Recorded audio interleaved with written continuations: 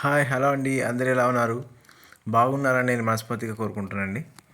ఇదైతే నేను ఈరోజు నా యొక్క ఫస్ట్ హోమ్ టూర్ అండి. ఇది మా ఓన్ హౌజు. నేను ఇంతకుముందు చేసినవి అయితే నా రెంటెడ్ హౌస్ అండి.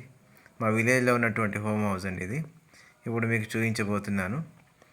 అయితే ఇక్కడ నా బామర్ది కూర్చున్నాడు. హాయ్ చెప్పవా? హాయ్ చెప్పు. హాయ్ చెప్తున్నాడండి. ఓకే, ఇప్పుడు లోపలికి వెళ్ళి చూద్దామండి. మా చిన్న హౌస్ అండి ఇది. చాలా చిన్న హౌస్.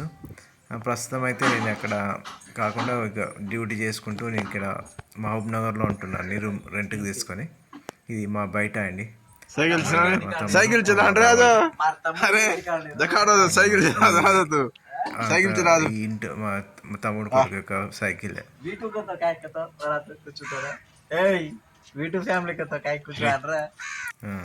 ఇది చిన్న మిరప తోట వేసుకున్నాం. ముందర ఖాళీ ప్లేస్ ఉంటే అక్కడే తోటలాగా వేసుకున్నారండి. మిరపకాయలు, ఇక్కడ పువ్వులు, చిట్టి గులాబీ పువ్వు టైప్లో ఉంటాయండి. ఇవి రోజ్ టేబుల్ అంటాం మనము.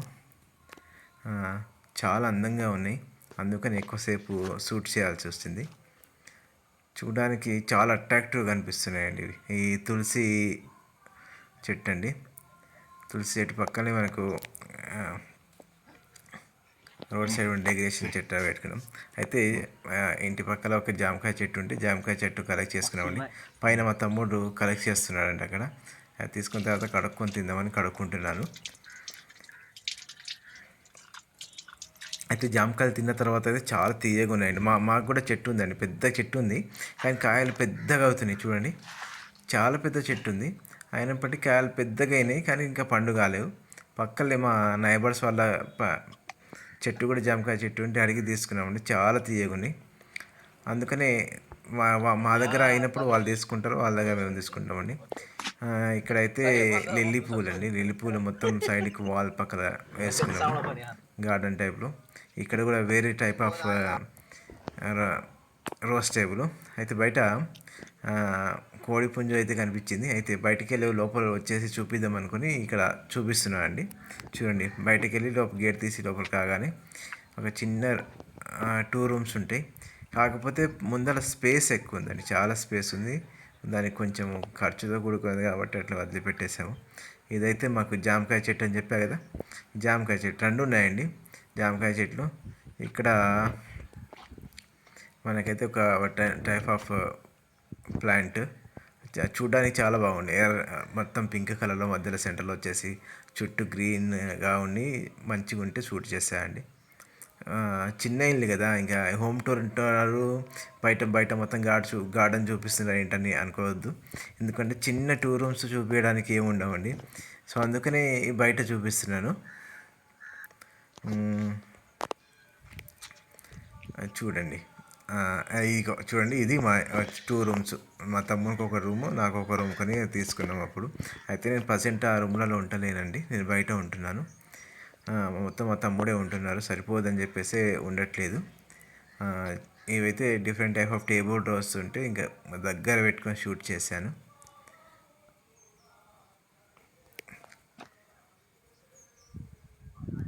చూడండి, ఇప్పుడు చిక్కుడుకాయ చెట్టు చూడండి.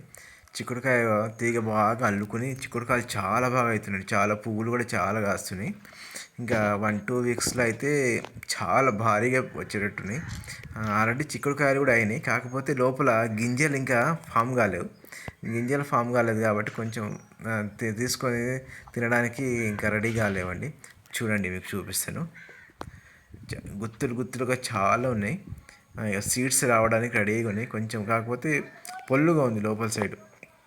సీడ్ వచ్చిన తర్వాత మేము కర్రీ చేసుకుంటే చాలా బాగుంటుంది.